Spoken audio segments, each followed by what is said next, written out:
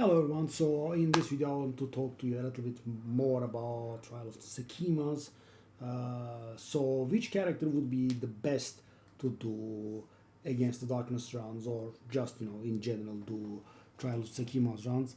Well, the answer is right in your face here, but of course that's what I think, right? Feel free to offer counter arguments here. I think the best one is Deadeye. Why?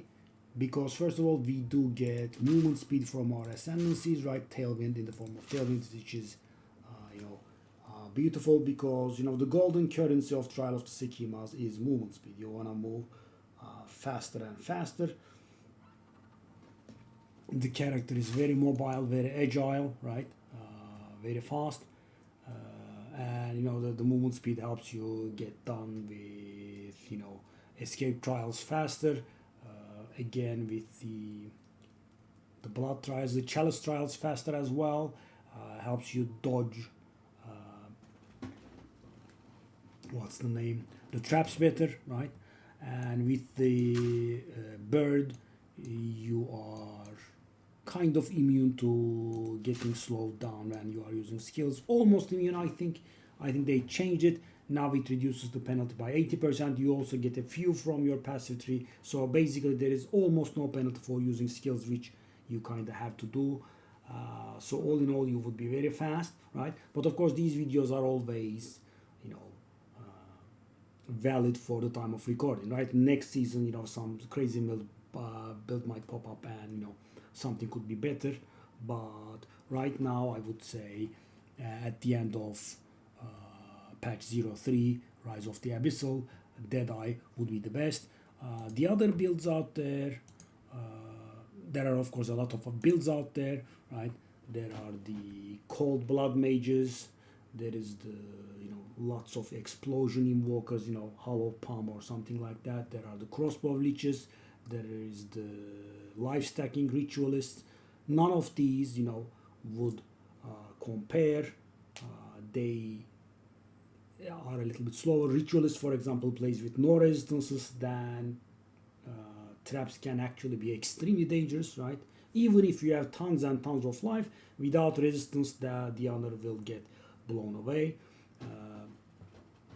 If you are willing to fully dedicate a character to Trial of the Sekhemas, the Darkness Enthroned belt would be better than Headhunter, right?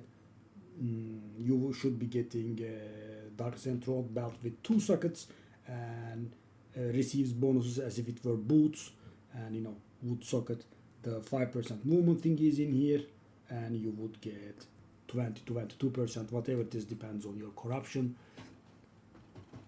movement speed from your belt as well. I just can't do it because I want all-around character, and I kind of need the dexterity and the strength from the Headhunter. So if I put the Darkness Enthroned in, the character will break, so that's why I'm not doing it.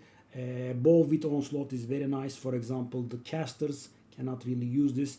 They kind of need all 6 affixes, but this is very nice for mapping and Trial of Sekhemas as well, because the Onslaught gives you movement speed as well. And thing is, guys, my movement speed right now is 102% when I'm here, right? In Trial of Sekhemas with 6, 10, 20 relics, it goes up to like 170s with the hair and the urn, right? Movement speed increasing boons.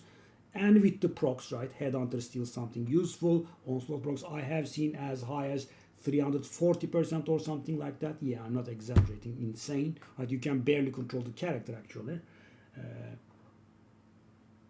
You can get really fast while not being slowed down when using skills, and while receiving additional movement speed from using skills, right, with the tailwind. So I think Deadeye is the best, but of course a Deadeye that comfortably does Trial of Sekhemas with against the darkness with the waste relics, without any armor resistance, is not very easy to pull off. You have to have a nice character, because sometimes the runs are just very mean, right? For example, I did just have a run with, I started it, right? I did my first room, and in the second room I had 3 options. Whenever you receive an affliction, you get another, right? merchant has one option, and then you have no evasion, right? So I risked it and I went for you have no evasion, but it was really painful. And another thing I want to say about that is now that there is deflection, which I will do a separate video on, the lack of honor resistance does not actually hurt that much. So for example, guys, when I'm doing floor 1 or 2, and if my honor is in a good place, I kind of rush through traps, right? I take a few hits to the face, yeah, not really on purpose, but in order to save time, I risk the hits to my face, and when I receive said hits, it's like 200 honor or something, and I have 5,300 honor or so, right? So they don't really hurt, right? So for example, in a room, I take like 3 or 4 hits, providing that I do not get ignited. A single shrine is able to set me straight, something like that, right? So there is that as well. So yeah, I would definitely suggest a Deadeye. I know it's a little bit late in the season, and I know it's definitely very late to invest, right? For example, you have a ritualist, and you shouldn't be investing in a Deadeye, right? Season is ending, it's kind of dead, but I think this could be useful next season. For example, if you haven't tried Deadeye, the cookie cutter lightning arrow lightning rod build, you could start with it and you could dive into the trial of Sekhemas, because ATD is an extremely hot item, right? And I don't think it's gonna get it's gonna get nerfed again next season. So as of right now, the radius of the against the darkness has been reduced to small, right? Not right now, obviously, right? It's quite some months ago, but it was medium and it was insane, right? Probably one of the best items in the game. And now it's been reduced to small, but the players had a workaround while we use a from nothing, and we kind of allocate everything in against the darkness's radius, like so. And the thing is, guys, long story short, for example, these are fire cold ones, and these are they I think lost a little bit value, but these are above 200 exalted, I think. Let's just take a look quick. Yeah, they did lose a lot of value. So people are trying to get their hands on currency, but these were like 230, 220 or so divines. And as you can see, it's still not very bad. Cold lightnings were like 600 divines. I'm sure they lost a little bit of value as well. But yeah, what I'm saying is, guys, Against the Darkness will be valuable next season as well. And unless we have huge nerfs, Deadeye will still be pretty good about it. So yeah, that's my take on it. Feel free to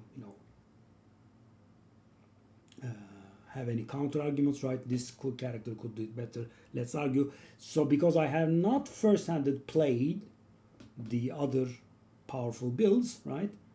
I'm just speaking from experience.